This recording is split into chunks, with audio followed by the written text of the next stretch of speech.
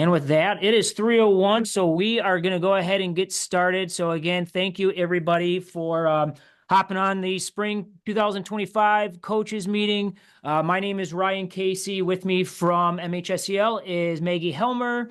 We also have Rachel from Play Versus, who's kind of hanging out, supporting this meeting, making sure I don't tell you guys wrong information, and she'll jump in and correct me if that happens. Hopefully not.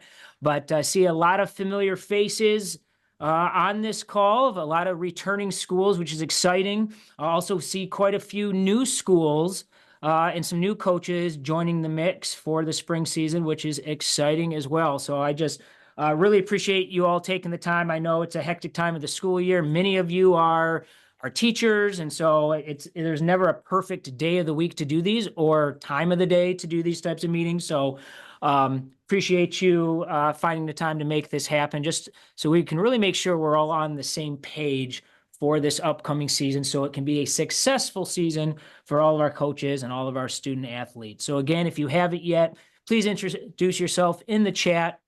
Get connected with others. It's a great opportunity for us to kind of just expand our esports coaching community and get connected with one another, put a name with a face, or a Discord handle, if you will. We do have the chat available, so if you just want to share an idea or comment on something being said, you can use the chat to do that. If you have an actual question, it'll be a little easier if you can make the time to put that in the actual Q&A. Maggie is going to float around in between the chat and the Q&A, stopping me along the way if we have questions. We do want to make sure that everybody gets all of your questions answered today. Make sure there isn't anything confusing that's holding you back from being able to get in your games or have a good experience.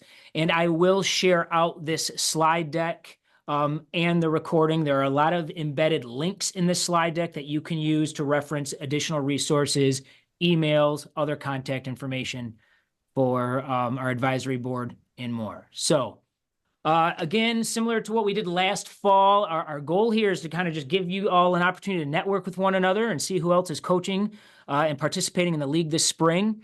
Be able to meet the staff as well as the advisory board that helps kind of run MHSEL behind the scenes.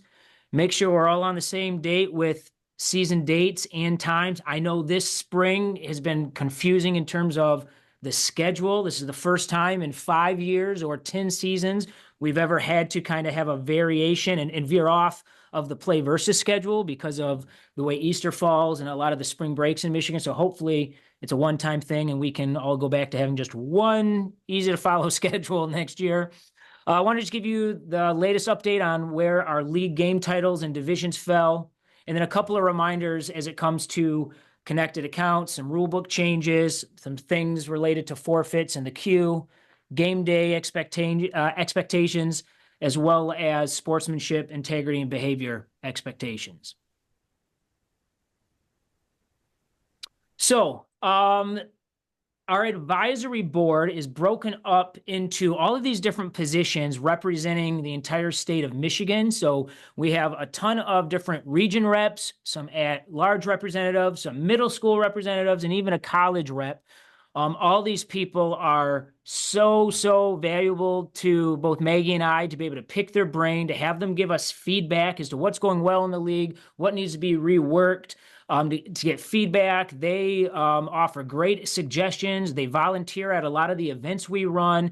And so I'm really indebted to all of these people, many of which who are on this call right now. You can see who they are, where they're from. These are links. So when we send out the slide deck, you'll be able to email that person.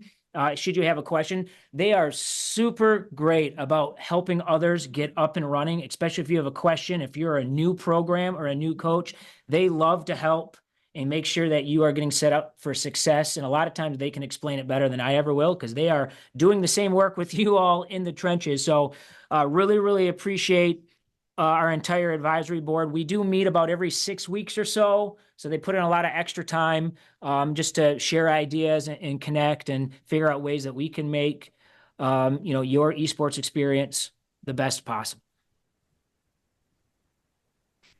We also have quite a few super coaches that Play Versus has identified. So these are people who have applied and gone through some extra steps. And again, they volunteer their time at night for a lot of meetings to give feedback to Play Versus, again, about the dashboard, about the league, about our seasons. And so basically what I'm getting at is Michigan is very fortunate to have such experienced coaches, people who are really passionate about this, people who are just good people that love helping others get up and running and get started with esports. So again, whether it was the previous screen, all of these folks, all these folks here, these are great people to connect with and to pick their brain in regards to growing your program and creating a successful esports program at your school. Other ways to stay connected, we do have an MHSEL Discord. For some of you who are not Discord people, or you just haven't had time, you haven't even heard of it, essentially it's a really quick way to be able to message and connect with other coaches, college coaches, in our esports league. I'll be honest, I was kind of dragging my feet getting into Discord. I just thought, oh man, it's another application to manage on top of Twitter and email and Facebook, whatever. But I will say it is probably the most efficient way to communicate and get questions answered. You can get answer a question real quick from 100 other coaches that are on our Discord server. We have different channels set up for the different game titles. So you'll definitely want to take the time to check that out. I have a how-to document link that's embedded there that'll walk you through the steps. We also have a Twitch channel for streaming matches. We're actually making the transition to YouTube Live. I'll talk about streaming in just a little bit, but definitely consider, I know it's one more thing, but strongly consider getting on Discord, getting an account set up, and joining the MHSEL server.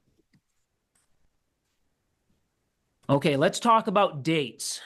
And I tried sending this out multiple times, starting back in December, just so we kind of knew what we were getting into with this spring. So our different options for play kind of fall into, I'll say, 3 buckets. So we have MHSEL state leagues, meaning our high school teams and our middle school teams would, if they are in an MHSEL state league, means you are only playing other Michigan schools. So it's all in-house, Michigan only. We are right now technically in week 2 of the preseason for that. We have a 3-week preseason this spring. We anticipated a lot of new schools joining us, so we want to give you ample time to test out your equipment, get a bunch of scrimmages in, preseason matches, things that have no bearing on the regular season. We also have, at the high school level, an Eastern region that is run through Play Versus.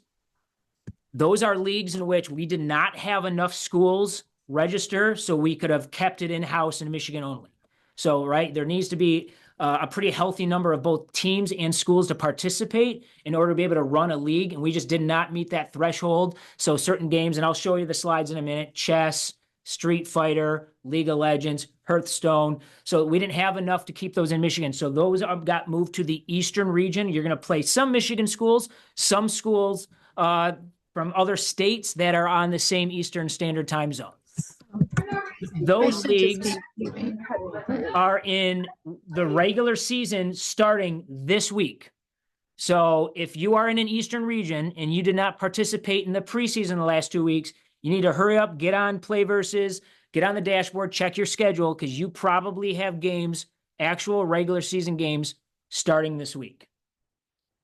For our middle school teams, again, we only had one state league, which is Smash Brothers. The other ones are going to be like a middle school Scholastic or Eastern Regional League. Those ones aren't starting for a while yet. Those ones won't be starting until into March. So you have a little bit of time yet to set scrimmages up and test your equipment. So again, you can see the dates. Regular season for the Eastern region for high school is starting this week.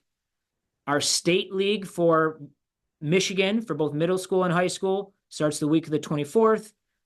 All the other middle school games that didn't qualify for a state league start on March 3rd. So once we're into March, everybody is definitely playing. We're going to announce what the playoff schedule will look like, as well as which games will be in person for our May 10th championship event at Oakland University. So give us a couple more weeks to get you that information.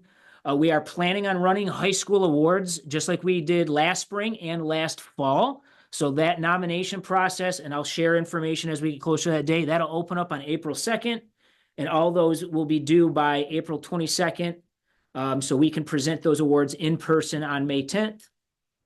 Playoffs will start at the end of April and will conclude for at least the in-person titles on May 10th. Again, I'll get you that schedule for playoffs and stuff once we get closer into March. So you should definitely have, 6-7 weeks of a head start of knowing the dates, so everybody knows where they're supposed to be on what day should they qualify for playoffs. How are we looking, Maggie, so far? Are we okay? Awesome. Okay, so I explained it a little bit, but essentially, we do have a high school league, which we've talked about. We have middle school, which started with us last spring and went into this last fall. And there is a Special Olympics Unified League as well. We don't have a ton of schools that participate in that. If you are a school that participates in Michigan Special Olympics and you do maybe like unified basketball or volleyball, there is an esports league that connects general population students and special needs students to work together on a team. And it's really cool to hear some of the stories that come from those schools that participate. Otherwise, as I mentioned, we have state titles. There are Eastern regional titles. And as we continue to drill down, we started doing this last fall, varsity divisions. And when there's enough teams signed up, junior varsity divisions. And I think my next couple of slides explain that. Here are some of the Special Olympics Unified leagues and what games qualify. Again, I think we only have a small handful of Michigan schools that participate in this. I'd love to see that number grow if we can. So let's talk middle school for all the middle school folks on the call. You can see the schedule here for Tuesdays, Wednesdays, and Thursdays. The only game title out of here that is a state league is Smash. We were close on Mario Kart. We didn't have quite enough. We had probably enough teams, but not enough schools, which means if one school goes down for whatever reason, there kind of hurts the whole league. So hopefully next fall we'll be able to grow this number. The Thursday game for Smash for middle school, those are going to start at 3:30. We're trying to see if that is helpful to our middle school folks who asked for earlier game times. They will start at 3:30. All other games for middle school will start at 4 o'clock because, again, those are Eastern regional leagues. I didn't have the power to control the start time for other states. It doesn't mean you can't start early or before 4 o'clock. If you can get a hold of another coach and you both are early dismissal schools, you absolutely can say, hey, I get out at 2:30. What time do you get out? Oh, you get out at 2:45? You want to start our game at 3? There's nothing stopping you from doing that, just so you know. Ryan. Question, Maggie? Yeah. We do have a question in the chat about do we have to be certified the way you do to coach any other unified sport? I believe this is going to be a question for Rachel. We do not require that from the play versus side of things. So many schools have their regular esports coach also be their unified esports coach. They just loop it in together. And then we notice other schools have it be a separate coach that typically is maybe their teacher or someone who works more closely with those Special Olympics students. But either way works for play versus. Good question. Here's again just a breakdown of the titles again. So fortunately, only one state league for our middle school teams, Smash Brothers. That'll start at 3:30. You can see the other titles on the right side of the screen. Those are the Eastern Regional League. Those will start at 4 o'clock. Hopefully, by next year, we'll see some of these games on the right move to the left side of the screen, and we have more state leagues for our middle school teams. If we take a look at high school now, there's the schedule and the games for high school, Tuesdays, Wednesdays, and Thursdays. These for now are still a 4 o'clock start time. Again, remember, if you are an early dismissal team, school, there's nothing stopping you from connecting with the other coach and saying, hey, we both look like we're out by 3 o'clock. Would you like to start our match at 3:30? There's nothing stopping you from doing that. If they can't, we'll default to the 4 o'clock start time. But that is the schedule for high school. And again, if we take a look at it from both the Eastern Regional, state, and from the division lineup, The only game that ended up having enough for both varsity and JV is Smash. I was kind of bummed that we did not have enough to do it with Rocket League like we did the fall, which was kind of surprising to me, to be honest. But so Smash, there's a varsity league, meaning you can only have one team in the varsity league. Smash JV, you can have as many teams as you want. MHSEL state leagues. We call it a varsity league, but you can have as many teams as you want in these leagues here in the middle, right? These are Michigan only. These will all be vying for a championship in playoffs. And then over on the very right-hand side of the screen, I know a lot of you trying to twist my arm on the rivals thing, getting that as a state league. That was a top-down decision from Play Versus. The first time they usually run a game, it's kind of like pilot mode. We want to make sure we work out all the kinks. We did the same thing with Fortnite last fall. We kept it as a regional league. Everything went well. Now we were able to move it into a state league. So there's still an opportunity for rivals, but basically, I let the numbers do the driving of how this works, guys, right? If we get enough, it's not like I guess that League of Legends is going to be a regional title. If we get enough signed up, we can keep it in Michigan. I think that's always best. Keep Michigan schools against Michigan schools. If we don't get enough, we have to move it out to a regional title, just so there's enough teams to make it a healthy league experience. Ryan, we do have a couple questions in the chat. Is there a date cutoff for their birthday for students that are 13 or over for high school? I can have Rachel know on this, but I do know that for Rocket League, 13 years old is specifically a publisher requirement that is no set standard for MHSEL or Play Versus, but because it's a publisher standard, we have to enforce that in all of our leagues. In terms of a cutoff, I would assume it's just based on if they're that age by the time the league season starts and by the time they are playing the game. That's correct. Okay. And also there is a question for if we signed up for Eastern, do we enroll for the states? Play Versus should be automatically moving you over from Eastern Regional to the state league if it is a state league game title. Yep. So essentially, if you see this breakdown on the screen here and you are not in that, you're in a game, but you are in the wrong category, like you're in Mario Kart, but it says Eastern Regional still. It is a manual process, unfortunately, for us to have Play Versus go through and like switch you all around. So it's possible one got missed. I think we're caught up. So if you are in the wrong spot, you think, please reach out to myself or to Rachel so we can, and maybe Rachel, we got our email at the end of the slide deck, or if you want to drop it in the chat for now, please, I'm sure we missed some along the way because again, it is a manual process and we have like 700-800 teams. So I'm sure we missed a couple. So if you think you are in the wrong spot, please reach out, let us know. There are some schools, like some of our UP schools do sign up for like Central Region because of a time zone issue, and they have to play Central Time Zone, even though they'd love to play the other because of the way timing works out. So sometimes it is correct. People are in a regional spot because that's what they did sign up for.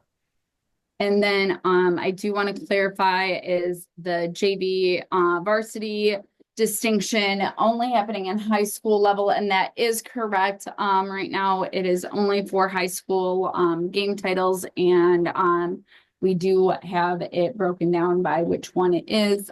If we get to a point where middle school gets that big, that's awesome. But right now, just to get started with our competitive side for middle school, it is just a general state league game title. Perfect. Great questions. Is there any chance that Rocket League could still see a JV league added if teams join up late?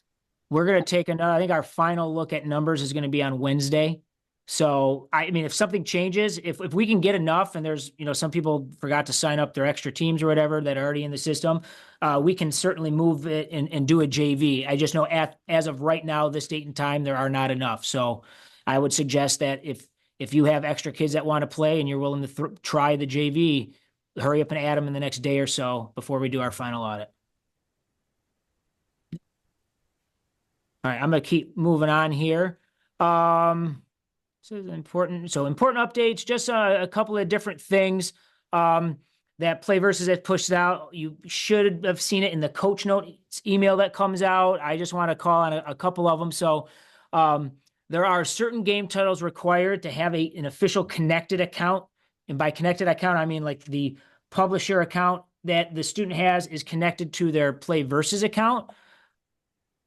And so that list is at the top. So these are the titles that require all players, both roster and bench, to be connected. And you can see the name of the game title there. And then underneath that, the other graphic says these are the titles that allow for unconnected counts. And usually that's because you're using one console potentially and having multiple users on that one console. So it doesn't make as much sense. And we did have this issue with some of our own schools, especially in playoff time last year. We had students trying to play games. They did not have connected accounts, and those teams end up having to forfeit a playoff match. So you do have to make sure that they are verified and connected. And I believe it does like a little logo, or it does like a little graphic thing to show you that that is the case from both the coach and the player end.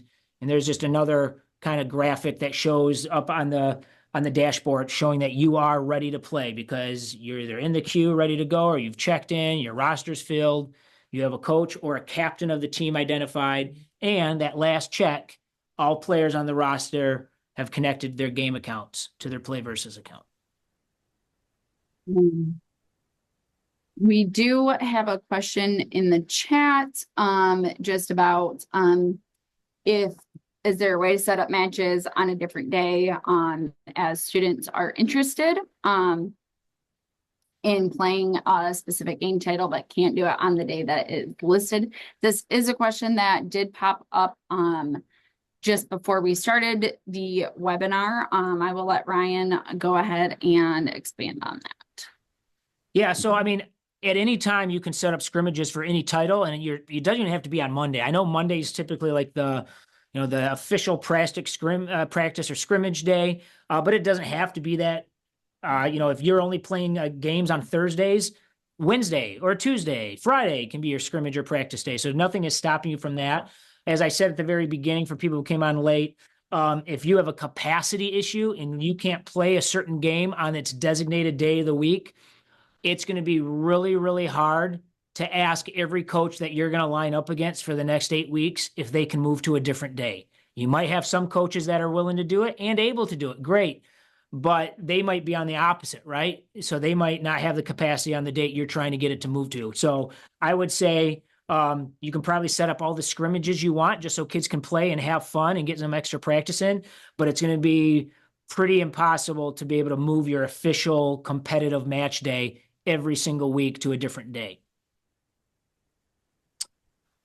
Moving on, just so you know, every season, Play Versus updates the rule book and the match day protocol books that are out for every single game. There is a link here. Again, I just pulled this straight from the coach's notes that came out a couple weeks ago, that it kind of gives a summary of what those changes were. Some of them are just really small, like just vocabulary word changes, right? So others are an actual rule change or a process changed on the match day protocol for maybe striking a map or a character or something like that. So my big point here with this slide is please make sure you read every rule book. They're broken down, a lot of bullets and stuff. They're pretty easy to read, believe it or not.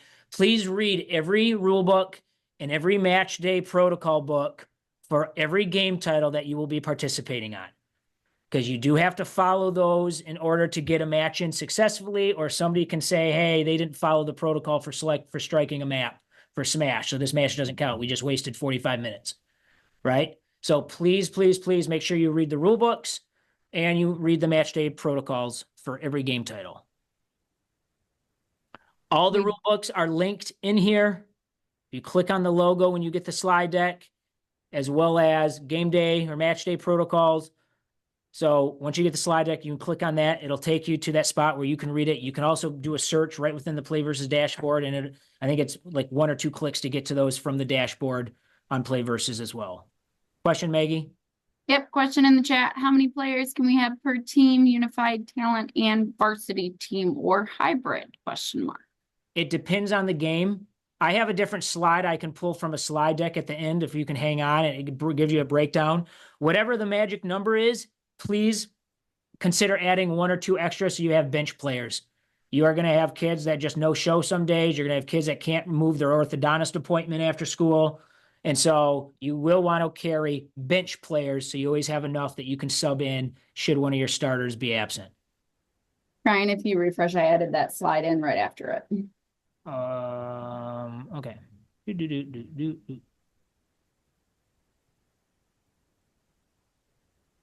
How did this take me back to the beginning? So, 1 second. So sorry, just wanted to get, I was able There to you go. grab that slide for you so that you So can see. there are the number of players on the team. This is a nice slide that breaks down like what your options are for equipment to play it on. Is it high school? Is it middle school? So again, we'll make sure you get that slide so you can double check all those numbers. Other thing, just a reminder. So at least this last fall, our biggest issue in terms of forfeits came from, and I'm not trying to pick on these teams, but came from NBA 2K and from Madden. Some of that is my fault. We ended up running one of our leagues, and I probably should have moved it to an Eastern Regional League because we didn't have that great of numbers, but people were pulling on my heartstrings and we said, all right, we'll run it. Well, then it becomes an issue. If people start forfeiting, you have to keep playing the same players over and over, and it sometimes it's just not a great experience. So I think part of the reason too is because those are solo games, and I think there's something to be said, like if I'm the only person on my team and if all of a sudden I found something better to do after school, I don't feel like playing my match, it's not like I'm letting down my teammates when I'm on a team of 3 or 4 or 5. I'm guessing that's the reason. But you got to just please make sure that if somebody forfeits and they do so within like the first 15 minutes of the match time, you are then going to get kicked to the queue to get matched up with somebody else to play. Okay? So please don't join the queue unless you are ready to play the next match that they're going to line you up with. If they're dragging their feet and they aren't able, and it's past that 15 to 30-minute window, and eventually that team ends up just having a forfeit because they couldn't get it in, you don't have to, because you're already a half hour into this thing, then you wouldn't have to go into the queue. You only go into the queue if they're able to get that forfeit request in within a timely fashion, so you're still able to get a match in, if that makes sense. And hopefully I explained, did I explain that correct? Right? So if they've been dealing with tech issue after tech issue, it's been 15 minutes, now it's been 30 minutes, oh, it's 4:35, they have to forfeit. No one's expecting you to sit around and wait and try and get another match in at that point. In that case, you'll take your win, they'll take their loss, they take a forfeit. But when we can communicate those issues early, that allows you to enter the queue so you can still play another match. Because at the end of the day, kids want to play matches, right? They get pumped up, just like volleyball players, basketball players want to play their match. It's a bummer of an experience when they show up ready to go and, we have nobody to play now, right? That stinks. So we definitely want to get these matches in. And I'll just add, if you're confused, you're in the moment, things are hectic, and you're just unsure of where you should go, email support@playversus.com or use that chat bubble in the lower right-hand side of your account and just ask there and kind of explain the situation. Our live agents are there ready to help you, and they can point you in the right direction. We work on a case-by-case basis. Things go weird, and we want to just get teams playing. So use that and just over-communicate, and you'll be good to go.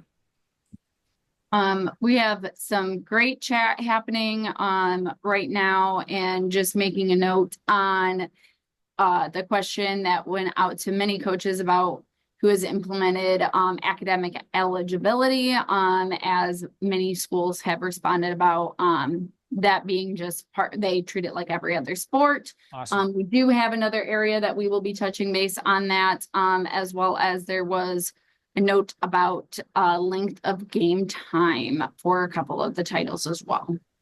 Okay. Yep. Some of the game titles, it just depends on the game title. And honestly, it depends on the best of amount, right? If everything is kind of like a best of 3, a best of 5, best of 7, best of so many maps. So anytime that goes to the final round, sudden death round, those games are going to take longer than ones in which somebody sweeps you 3 out of 5, 4 out of 7, 2 out of 3. So it kind of depends. I'm a big fan of Rocket League because I can always trust Rocket League is going to take a certain range or set amount of time. So those ones tend to go a little faster. Smash is pretty quick, but I know like Valorant and Overwatch, League of Legends, those can be much longer games that can take up to, 2 hours or so, depending on how competitive they are. Couple more updates for you, and then we'll turn around and we can open up for questions.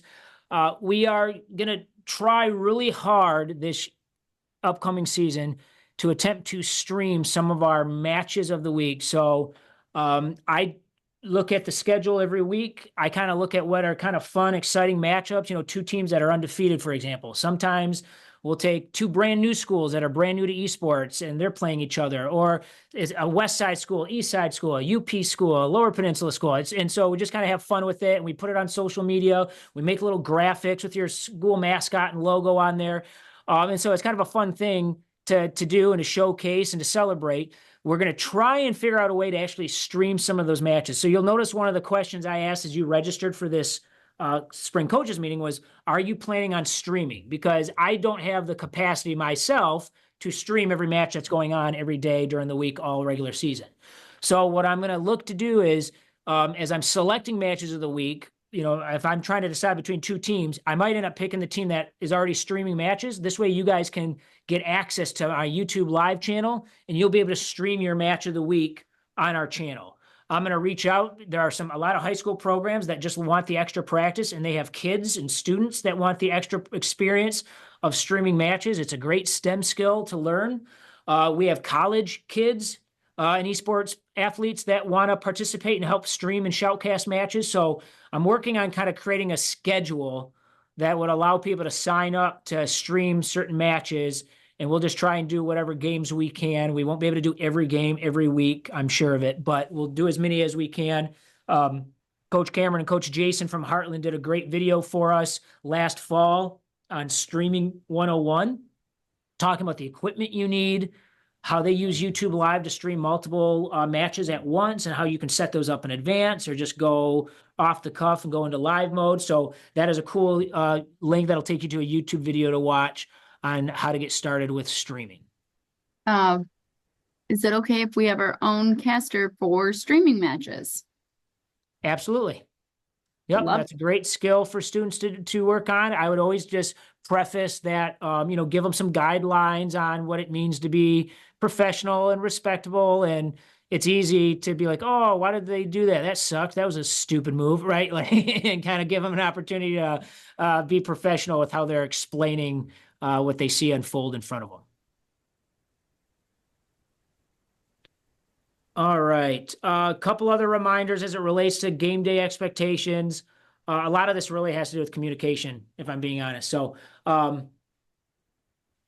number one, please make sure that you take the time to communicate with the opposing coach as early as possible. If you can take a look at your schedule for the week at the beginning of the week, and you have a half day, you have a professional development day one day, you've got inclement weather potentially coming in, please communicate that with the other coach. That's a great opportunity for you to find out if, oh yeah, we got to stick to that 4:00 start time or 3:30 start time or whatever it is.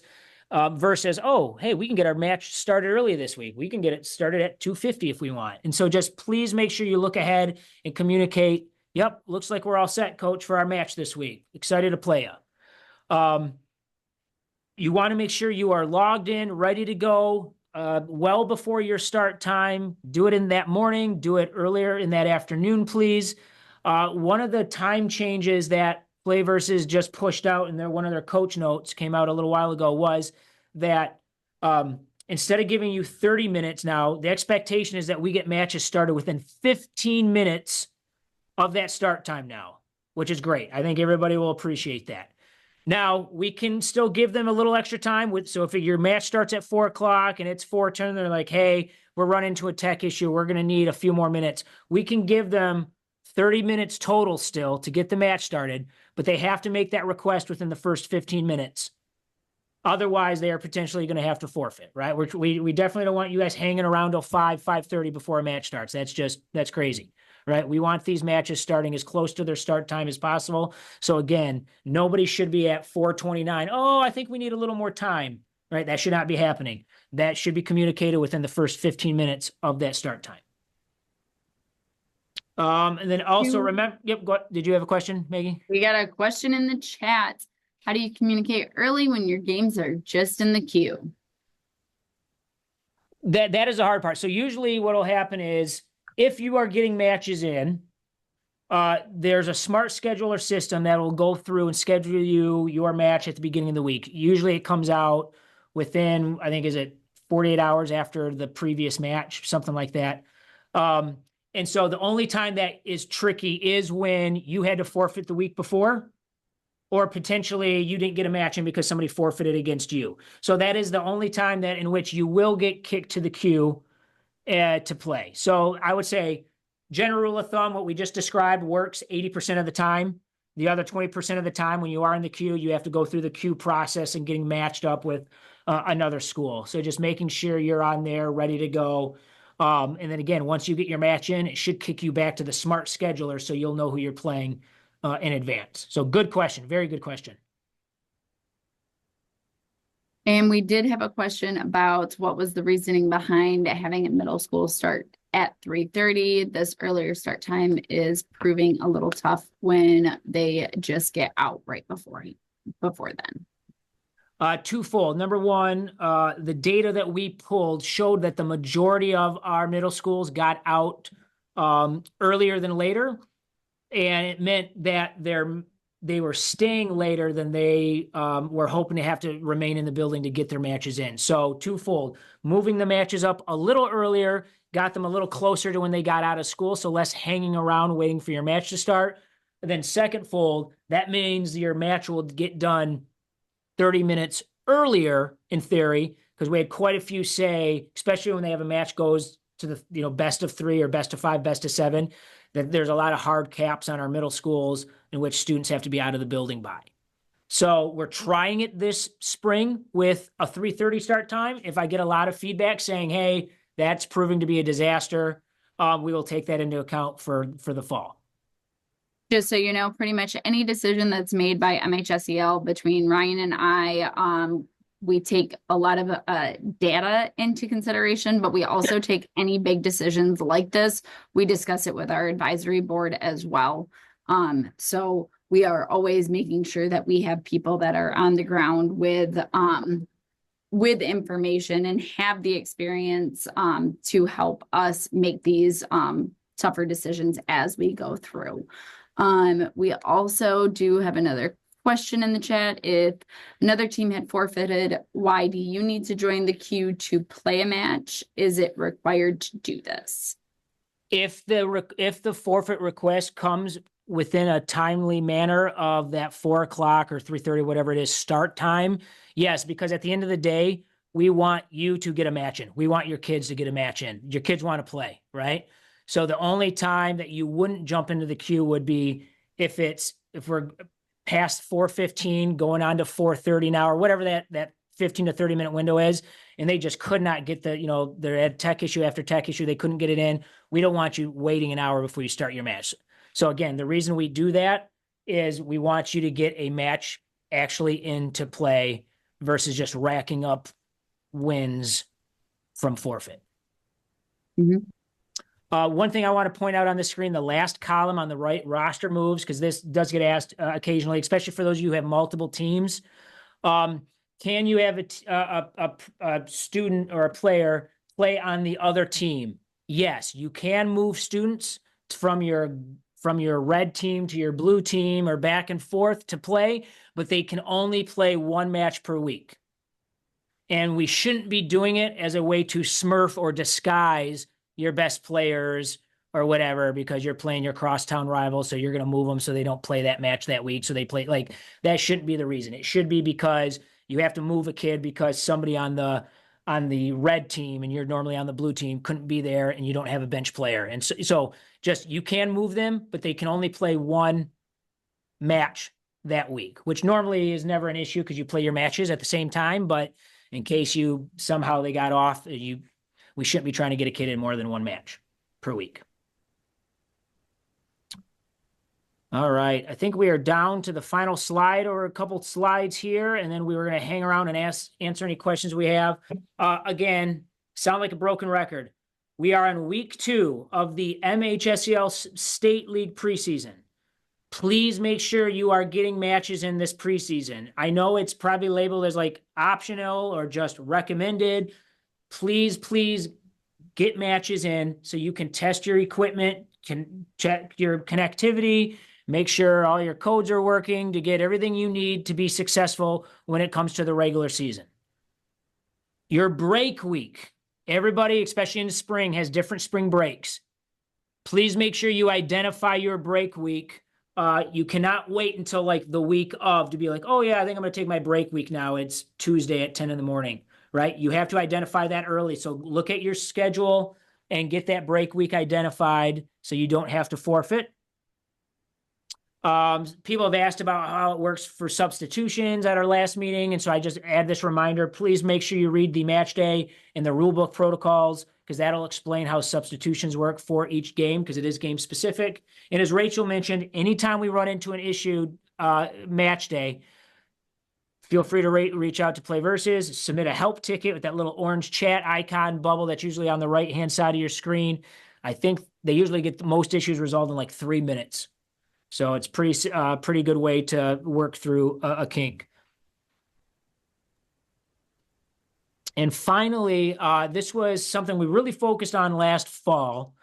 I would appreciate it if, I know you kind of already do this, especially if you're a new school and you're signing up for on the Play Versus dashboard, there's a coach code of conduct and a student code of conduct. We took the time at MHSEL to create a competitive integrity and behavior pledge document, which essentially I don't collect it. It's kind of a thing that you can do should you want to. There's a link there. I got to try and see if I can pull it up real quick. Oh, Can you see my screen? So basically, it just walks you through some things on, yes, I'm going to give my best effort. I'm going to be prepared, ready to play. I'm going to represent my school team with honor and grace.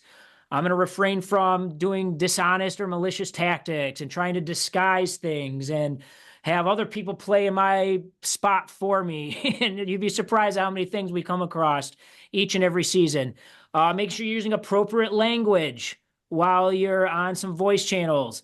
Refrain from deceptive tactics. Accept responsibility for all actions that might occur, including forfeits and benching and potentially removal from our league, which we have had to do before, which is unfortunate. So this is a great thing for you to print off, leave up in your room, print it off, give every student athlete a copy. If you want to have them sign it and turn it into you, great. I am not collecting it. This is just a great tool for you to be able to explain what the expectations are for your students, and just so everybody knows what the consequences might be should they not meet those expectations. Some of you asked on the chat earlier about eligibility and your own school's code of conduct. We strongly encourage that we hold these students accountable because they will rise to the challenge. I'm a firm believer in that. I'm a former teacher, a former high school principal. I think if we hold kids accountable, they will meet those expectations without a doubt. So they can't be going and getting sent to the principal's office, getting in trouble, right? They can't be truant. They have to be in school. They have to be passing their classes. We should absolutely be holding them to that standard. Especially if we want to legitimize esports as much as volleyball and track and basketball and football are legitimized in Michigan, right? So just feel free to use that at your own discretion. We have a variety of other questions that have been popping up in the chat. But I do the first one and then we'll kind of work our way backwards that I see is regarding the taunting rule that did the taunting rule change for SSBU? Rachel might know that one. And then there's also another one strictly for Rachel as well in the chat. Awesome. I'm going to have to pull the Smash Brothers rulebook and double check what we decided. I know that was a discussion with our league operations team. So let me pull that up and see what I can find to give you the correct answer. And then I see that question from Alex about how the Play Versus officials were getting pulled in when there was some tech issues and it could take a little bit of time to understand what was going on. Unfortunately, I don't think there is a way to streamline that other than playing in preseason and getting your tech issues worked out if you can. We're working on a case-by-case basis because at the end of the day, we want as many matches to be completed as possible. So, we'll try to work as fast as we can, but I think that's just a case by case basis. Let me check on Smash. Yeah, I think maybe I'll keep flying through these last couple slides, and then this way we can answer questions. And then if for people got to hop off, they can do that sort of thing. So, here are some pictures from our awards program from last spring. We ran this in the fall as well. Again, as I mentioned, we have some dates in which nominations will be open. We kind of have, at least in the springtime, we expand our category. So every season we have all league, which is at your discretion as a coach. You can provide that award to a student athlete on every single team that you have within your program. That is just your award to hand out that exemplifies, great sportsmanship. They're a really good player, that sort of thing. And we send you that digital certificate for you to fill out and print off yourself. We then have all state each season, and that is awarded to really the best of the best players for each of our state league titles. And they get awarded and invited to come to our championship event in person to receive their really nice certificate that Maggie makes. And then once a year, we do this in the spring, we have player of the year and coach of the year. And so I will send out, when we get closer to this, all of what it takes to be nominated and all the rules and eligibility requirements and stuff. But it's a really cool thing that we started doing last year, and had a great time last spring and then last fall. And I'm excited to do it again at Oakland this spring. We do have, if people are looking for jerseys, we do work with a jersey provider, apparel provider called Esports Gear. They had a little division within their company last fall, and they have split into two different companies. I decided to take a chance and stay with Esports Gear, and Maggie and I have ordered a ton of stuff since they split, and everything has been going great. Somehow the orders are coming out faster, and it's even a faster process.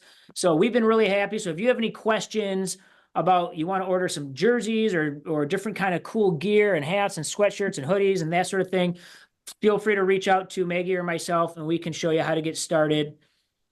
And then for those of you who are looking for some assistance in terms of coaching, you're like, hey man, I'm a math teacher, and people just ask me to be the esports coach. I don't know anything about these games.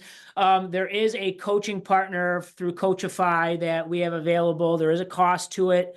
But basically you can get kind of a gaming expert or expert coach to watch video recordings of some of your practices or matches, and they can give you feedback on your students' performance. There's a tool that allows you to kind of track goals and objectives as they practice each week. And so for those of you who are looking for a little additional assistance in terms of coaching some of these games, you can check out Coachify to help you with that. Otherwise, the last couple slides just have links to more resources from our website to our X handle. And there is some contact information one more time. Two requests. One is I'm going to have Maggie rifle off a bunch of questions for us here, and I'll answer those in case you have a burning question. And then I would appreciate it if anybody is a new coach to hang out for a few extra minutes. I just want to check in with you guys to see how things are going. Make sure you are connected to our advisory board. So I'm going to answer questions right now. And then I'm going to ask if you are a new coach to hang tight, and we'll let the other people hop off the call that need to go. And I just have a couple minutes I want to connect with new coaches on. So what do we got, Maggie? All right, next question there's been a lot of talk about different bye weeks, and that during the spring season, a lot of schools have two different breaks, one in earlier in the winter and one during spring break, and that being an issue. We've also had some people make notes about, teams trying to be accommodating as long as you're reaching out to other coaches as well. There's also been some chat going on about the length of games and a note about sign up of student casters. Ryan and I and Rachel will go through and review the chats and look at the suggestions. The most that we can do with length of games and things like that. Right now, our season is going and there aren't going to be changes to that. And that has to come from our platform partner, Playversus. But because you are bringing these questions and concerns up, it is stuff that we can take back to the team that we work with. And then Rachel answered that. Sorry, we're going through. If you were wondering about the taunting rule, I know that Rachel did drop something in the chat about that, and a link to that as well. Can we talk a little bit about playoffs and championships for middle school? Yep. That came from Benjamin Lynn. Yep. So, Ben, for middle school, the only title that we have as a state league right now is Smash. So that is the only one that will be showcased in person for championships at Oakland. We still are trying to decide the schedule. If I were betting, I would say we'll probably run semis and up. So we'll probably have the top 4 middle school Smash teams play in person on that day, and they will play for a championship trophy with medals and plaques and the whole works. And so, it's those can be a long day, but essentially you would show up at your time to play, and then after you guys are done, you are free to leave the event, is typically how those work. There is another question about having more than just the final 4 teams playing live in playoffs. Including more teams would be awesome. So each season, we have expanded the amount of whether it is teams or game titles that we are able to offer at in-person championships. Pretty much any different championship that we have is at a different college venue, and it's really based on their capacity. I know Ryan can add in more to this, but we are doing the best that we can to offer more in-person opportunities for as many students as possible. So for one, also, if you're traveling and driving all the way to one of these in-person events for a season concluding event like our spring state championships, your students are able to get in, more than just one match, or able to play longer and really experience live in-person esports. Right. Ryan, if you want to add anything else that you can. No, that was correct. I mean, a lot of it comes down to capacity. Like, I want to make sure that we get our games in on time. Everybody has a successful experience. Like, nothing would drive me more crazy than getting delayed by 3, 4, 5 hours because tech isn't working because we're trying to jam too much stuff in. So that's what I am always hoping to avoid. But having said that, I'm a glutton for punishment, and I'm always trying to find ways to make our events bigger and better. And so hence why we had 32 teams at Michigan State, and those people are already getting after me to see how many more, if we can make that even bigger yet for next fall. So we're trying. Yep. And I have a note about it. Somebody already has a Coachify account. We are partnered with them. So if we can most likely get you in touch with our main contact at Coachify to get your account connected and everything. We do not yet have an MHSEL Instagram, but that has been something that we are in the works of, I believe, Brian. I will not be doing that. I am not on Instagram, I know that's on, but if Maggie wants to do that, I fully support that idea. I will be working with the comms team to see about that, because a lot of our posts do already include photos and everything. So that has been an area that we are working on expanding on social media. There's free coach base. Okay. All right. Sorry, I'm trying to scroll through. I am about 7 or 8 messages deep, Ryan. So if you see something up close, let me know. Okay. All right, it's approaching an hour here, so thank you guys for doing this meeting. I'm trying to figure out a way to make this worth your time. Again, the goal is just, I want to make sure everybody has a successful season, that we're all on the same page, that no one feels like they didn't get enough information or they didn't know something that they should have known. I generally email you out almost every Monday once the season starts. Again, just a chance for us to kind of get connected with one another as well. So if you are not a new coach, I'm going to go ahead and say thank you and enjoy the rest of your week and have a great preseason. And we'll look forward to seeing you guys play your regular season matches coming up in a couple weeks. And then we'll take about 2 minutes to reset. And then I want to just chat with the new coaches that are staying on the call if they're able to for like another 5 minutes.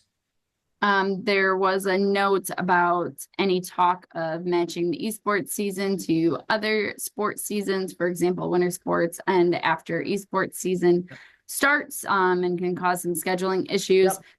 So again, this is just feedback that we can take back to Play Versus to discuss further. And that has been answered. Yeah, we get that question. That comes up every once in a while. It's like, do you align them? So essentially, we would have 3 seasons then. Or we would drop a season out. One of the seasons would go bye-bye, and you would match it up to exactly how Michigan runs their traditional seasons. And I don't know. It seems like you would never get a break then if we do 3 seasons as a coach. That might be a lot. So I don't know. But yeah, that question does come up. And so when we look at it, I think there is another state or two that operates that way. New Mexico, is that one, Rachel? Or am I imagining that one? It's either New Arizona, Mexico or California. Somebody does it that way. So I'd have to talk to them and get their opinion, and we'd have to put that out to the coaches. But I mean, I understand why, because there is some overlap that happens, and or if you coach an actual traditional sport, I can see how that would be challenging. But There was a question about for a new coach, do we need a team for every game, or is it just by student's choice? So it is by student's choice, but also it's by what your capacity level is as a school. So you might have students that are interested in almost every single game title, but that doesn't mean that you have the capacity to do it. Getting started off small is something that we always recommend, so that you can get going in your program successfully, and then you can always expand the titles that you have. It looks like, so I see a lot of new names. So we see quite a few new coaches on here. I see some that have done this before, but maybe they consider themselves still newer, and that's great. And then I see we have some veterans on here, which is good because you guys can add some advice and some hopefully some encouraging words to let these people know that it's going to be a good time. We're going to have fun. So I see Sherry's on here, one of our board members. So number one, thank you. I know it's a lot of information right now. I feel bad with the multiple schedule thing that's going on right now again. So I've said it before, but that's not normally like that. So I apologize. I'm hoping we can go back to everything being on one schedule for both middle school and high school next year. I just want to make sure that are you guys feeling good about getting in your preseason matches coming up? It's just really important that you don't roll into regular season week 1 and you haven't even tried to like play somebody else on a switch from a different school yet. Like it'll be bad if you haven't done it. And so if you haven't, please let me know like kind of what's stopping you, or what questions do you have? What issues are you running into? I just want this to kind of be an open forum. You can unmute, ask away. I know we tried running. Suzanne from Pioneer Middle School ran a training for us the other week on kind of walking you through the Play Versus dashboard and how to set up a scrimmage and how to communicate with another coach and how to move a player from your bench to your starting roster. And so we do have that video we can share out again if you weren't able to join us for that. But I just want to get your comfort level and see what you guys need help with, is what kind of the purpose of our few minutes together here.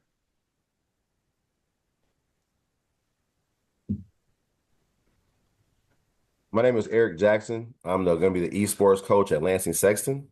Awesome.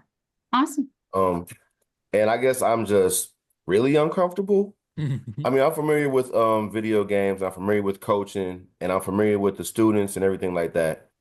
But the infrastructure, I'm just setting up the infrastructure now.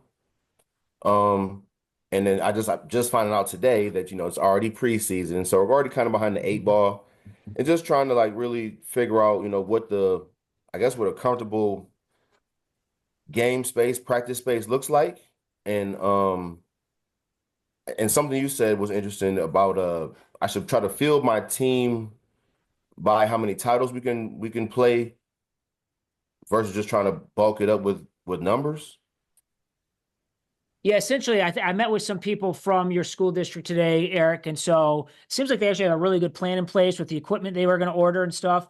I would say as soon as the equipment comes in, even regardless, I'll be honest, of like having an official match against somebody, like, can you get the equipment connected? Can you play somebody online on your machine? Whether it's at, at the end of the day, whether it was through the play versus as an official scrimmage or preseason match, or just like, hey, so and so is going to set up a Rocket League match at the school against somebody else that isn't sitting at our school right now. Can we get it through the filter? Can we get the game to play? Can we play somebody on Smash on Nintendo Online? Can we get our Okay. Switch on the network? Like if you can do that, the play versus part is the easy part in terms of like, getting your match in and getting connected. It's really like, does your machine get on the internet at your school? Can it go outside your school and connect to somebody else is like the next major hurdle. Yeah. So Rachel did drop in a great resource that we do have available in our slide deck, but it's the roadmap. It is a really nice step-by-step guide to make sure that you are getting set up successfully as a new coach in a new program. And honestly, a lot of people, like for instance, me, I do not know video games that well, gonna be completely honest. My best, like most deep level is Super Nintendo, and I tell Ryan that very proudly. And so do not be afraid when you're getting all of this information. It's a lot to take in. So don't be afraid about this is a lot to like, oh my gosh, I don't know how I'm going to handle this. You're good. You're in the same boat as a lot of people. It's just taking it day by day. We also have a lot of people that we can connect you with that might be on like a similar setup, like on our advisory board with like school size or team size and things like that. Connecting one-on-one with somebody can really help you talk through some of those questions that you also might be having. Sounds like, I know Jared, who's from Dansville, not too far down the road from you guys, offered to try and get set up so you guys can test some equipment and get some scrimmages. I think Sherry was going to offer as well from Linden. But like I said, we have some awesome coaches that are willing to try and help you out to make sure you're good to go. So I would definitely, that'd be awesome. Jared just dropped his email in there. So I would definitely take advantage of that. And like I said, he's not too far away either. So I'm familiar with the previous esports coach too. So I was gonna try to run some things by him as well. Yep. Perfect. So just a couple ideals that came from one of our coaches trainings from, I think it was last fall, but just remember esports changes rapidly. Know your limits. Pick one thing, make sure you can really focus on it and do it well. Set your core ideas, and then documentation in your systems. All of the fun technology systems that we've been talking about. Communicate a lot. And trust your process and don't be afraid to ask for help as like we're having this, like this is what we are here for. We have great connections and great people always willing to take that step, as you can see, to help each other, make sure that esports is really getting the name that it deserves. We're trying to break that stigma, and it takes everybody. And then as a coach, you take a director role. It's not always that you are, everything about every single game title. So that's one of the things is lean on your students too. They know these games inside and out. So that's where you can really bring out those leadership skills in them. And you might have questions, like, hey, what equipment are you using for this, for Wi-Fi mesh extenders and things like that. And so like all of these, we have some of our coaches are like the IT person at the school or the networking teacher at the school. And like, so some of these people are like, they know this equipment like the back of their hand. And so that's the easiest part. Just reach out and we will get you some help if whatever questions that you have along the way. Sherry, I know you're on one of our advisory board members. Any advice for people that are new coaches? Anything that they should be really mindful of as they're either in the preseason or they're waiting for the other middle school season to start, or they've got Eastern Regional League stuff going on? Just any words of advice? I think the scrims are a great way to go ahead and get started to make sure your equipment works. If you have I used to even set up a scrim between two of my players, two of my teams. But if anybody wants to try it, get you going through the whole Play Versus platform. So you have to, like if it's Smash, you have to go through the whole process of basically a game.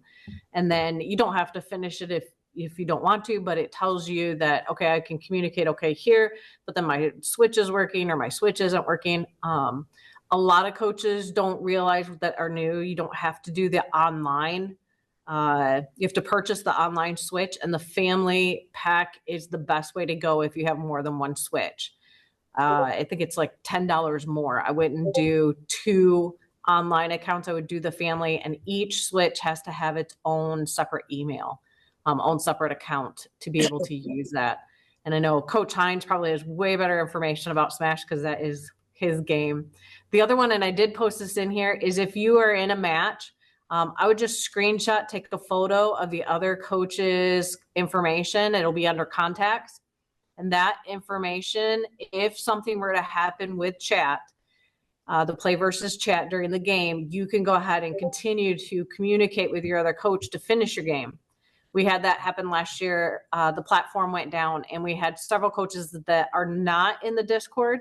And so we were trying to find our opponents, and we couldn't find our opponents through Discord. But if you get their phone number, get their email, you're able to go ahead and reach out to them and continue the games. Hopefully it doesn't happen this year. We were good the rest of the year, never had another problem. But it does happen from time to time. And then Play Versus to chat with them. It's usually pretty quick to get help. I saw someone said something like 30, 45 minutes.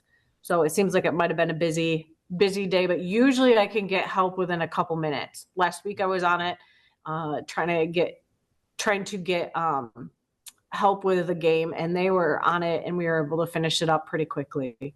So is there a way to find out emails or contact other coaches to scrimmage once our equipment gets all set? Well, you have all of the board coaches or the people that are on the HSEL board. It was all in this. I think our emails were all set there, correct, Ryan? Yep. And I'm going to send out the slide deck here tomorrow. You'll get it. So okay. And then you can, if you're not in Discord, I recommend getting into Discord because you can even offer X for scrims there. There's the Play Versus Discord as well as the MHSEL Discord. But as far as coaches, did you send out a whole list of emails from the coaches last season, Ryan? I don't think I did last season just because I think you can technically access it within the Play Versus dashboard. Yes. I think you can still look up people's emails and phone numbers that Yes. way. Yep. But I will say too, also, like sometimes you go to set up a scrimmage, like obviously it's nice if somebody that's, down the road or somebody that's from Michigan, but it is typically when they set the scrimmages up, you can either go looking for a school or you can just leave it wide open. Like, hey, anybody that's a beginner at Smash that's willing to play at 4:00 on Thursday. Yep. Then it'll go out and other people looking can be, oh yeah, I'm a beginner school. I can play at 4. And then they'll like accept it. So don't feel like you have to be like matchmaker and have somebody. It's nice. Like in this instance with some of the people who are offered and knowing you can put a name with a face, it's definitely easier, but you can also leave it open-ended and like just put yourself out there for others to like say, yeah, I'll take that scrimmage with you. Yep, we've done that several times. The biggest thing is just making sure your equipment works. We even run into an issue. We had one with Smash. You usually want to have your internet connection of like a NAT B, I believe it is. And we were getting a D. And so we were having a lot of problems getting out our game and just kind of playing with our switch. That was the nice part is we were able to kind of work that out right before the match and figure it out. But we've been playing for 5 years with switches and stuff. And we even had an issue here recently. So communication's huge. Let the other coaches know what's going on. And usually 99% of the coaches will work with you. I will say that. We know we have our own tech issues. So that hopefully they'll work with you. And I find that they do in most cases. I also do want to make a note that Rachel dropped in a nice note. If you reach out to her about Play Versus can give you up to 8 Nintendo online membership codes while supplies last.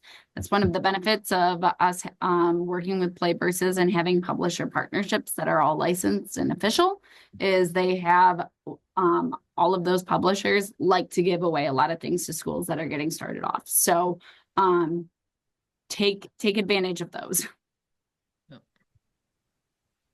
We're just scouring for other questions here. So again, Maggie kind of mentioned it earlier, right? You know, your role here hopefully is being able to relay information, check in with others, you know, making sure please don't like just leave your kids at their own, you know, leisure playing their matches and you're down in the office making copies. That's usually when bad things happen with behavior and language and stuff like that. I know some. Can you let your kids play from home? Yes, I really don't advise it unless it's a special circumstance for whatever reason. For again, what I just mentioned, you'll learn a lot just by watching them, and again, just kind of relaying information and being available. You will be busy floating around from, you know, potentially, you know, spot to spot, checking in with different coaches. You can utilize a student captain to help with some of that work, by the way, as well. You teach them some leadership skills where they're checking in with the other team and the other student captain saying, hey, yes, we're ready to go. Here's the code or whatever. I have found that works pretty well. Eric's got his hand up. Go ahead, Eric. Hi, can you guys hear me all right? Yep. Yeah. Excellent. So I took over sort of a fledgling esports program at our school that no one had ever managed to compete in. They built a really nice lab. The connectivity is great. But our first preseason match, we ended up not being able to get to because of the weather. And so we just have a season match starting this Thursday, assuming I can get all the kids to show up and everything. I've got, you know, a Fortnite roster and a Marvel roster that I'm really hoping I get enough people to actually compete.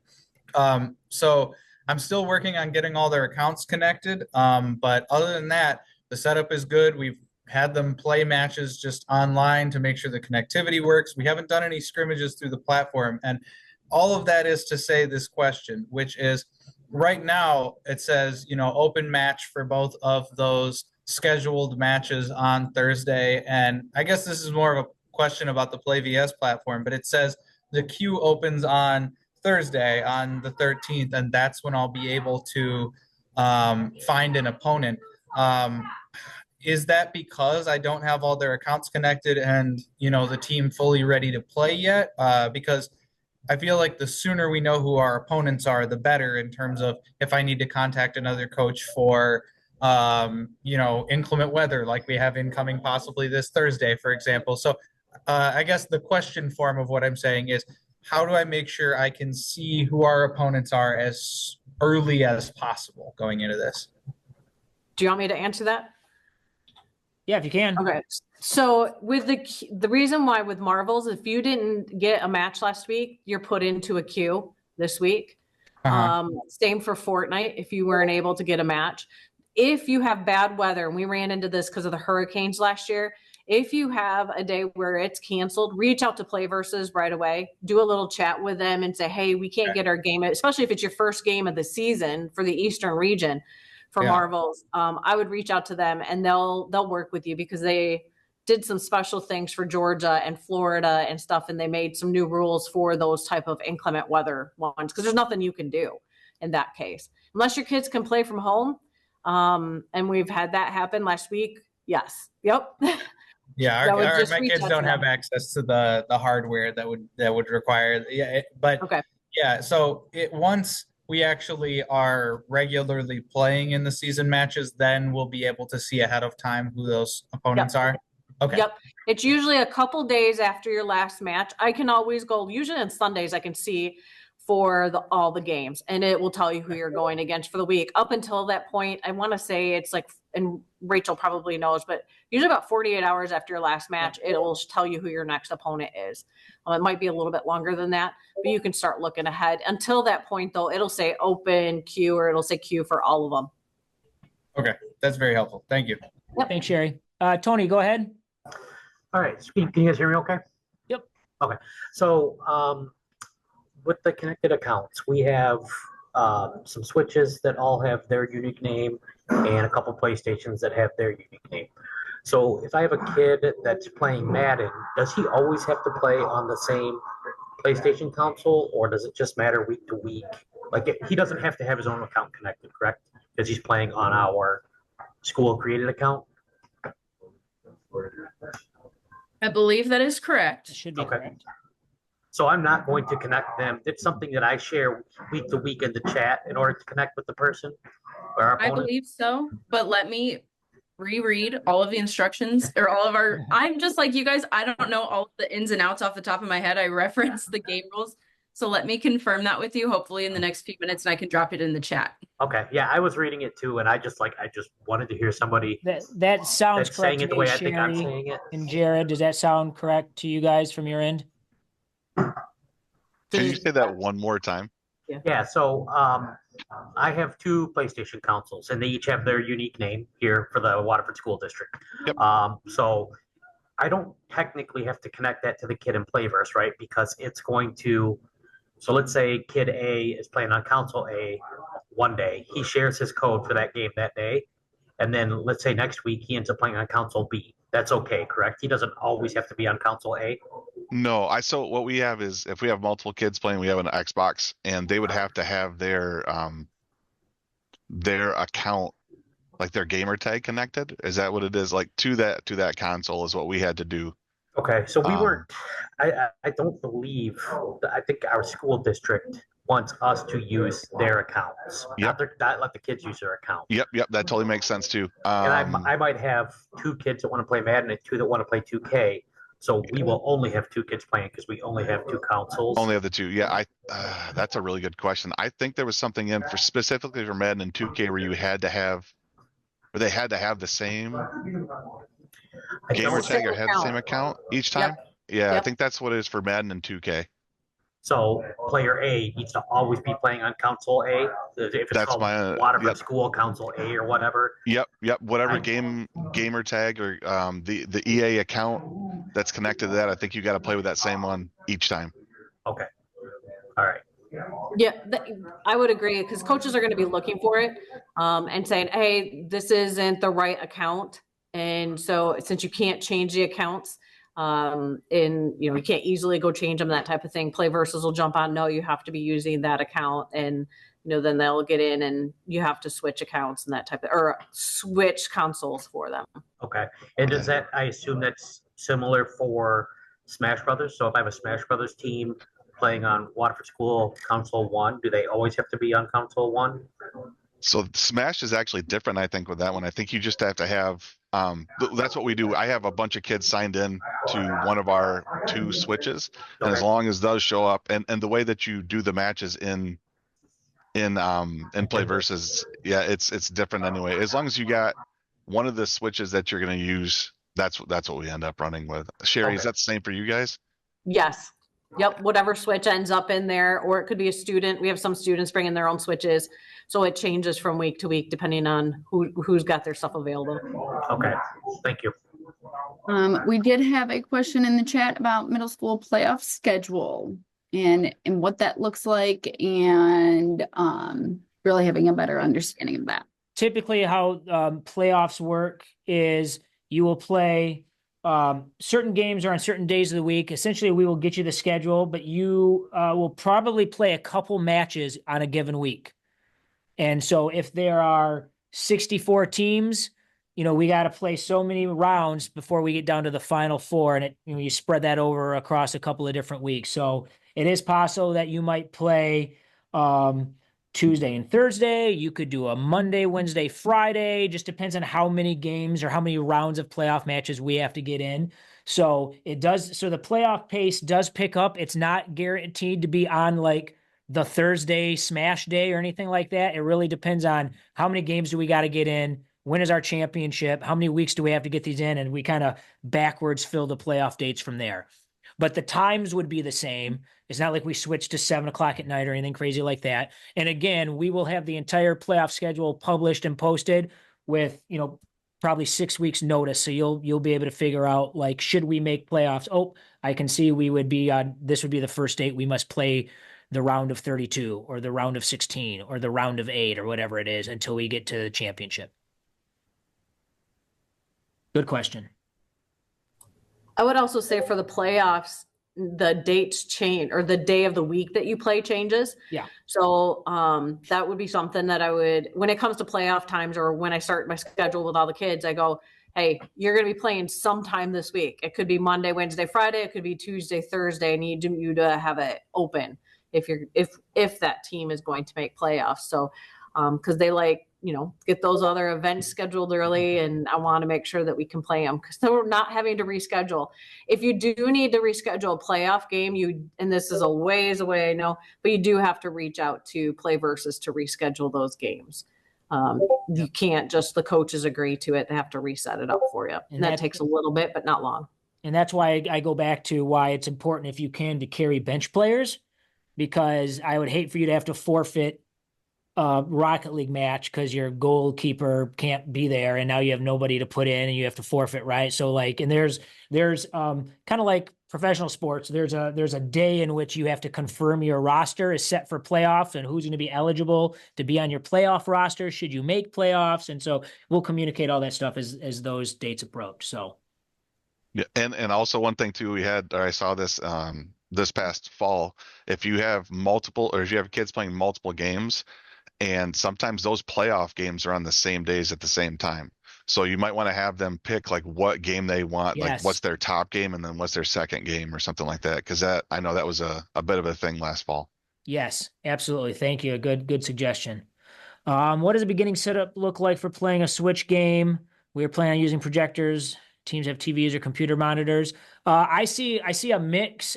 Some of the kids might complain if they are competitive and they want a certain refresh rate because they think it might glitch or skip. And so they're going to want so many hertz, whatever monitor is usually the way to go. But if you got a pretty decent, nice TV, most of them won't complain. A projector is probably okay. It just depends on how picky the kids are. Yeah, most suggest monitors. Yep, good question. Okay. Well, I want to make sure you guys are you're going to be spending a lot of time after school for the next couple months. So I want to make sure you guys are getting time to go do whatever else you have to do on this Monday afternoon, Monday evening. So thank you for hanging tight on a longer meeting. Again, please reach out. Rachel, Maggie, myself. We have Suzanne was on here, Sherry, Jared, all great people to connect with, plus all of our advisory board members and our super coaches. They are awesome, and they will be happy to answer any questions that you might have to make sure you're up and running for the spring season. So thank you, everybody, for your time. And yep, I will send everything out via email, recording as well as the slide deck. So we'll get that to you by tomorrow. So take care, everybody. Thank you.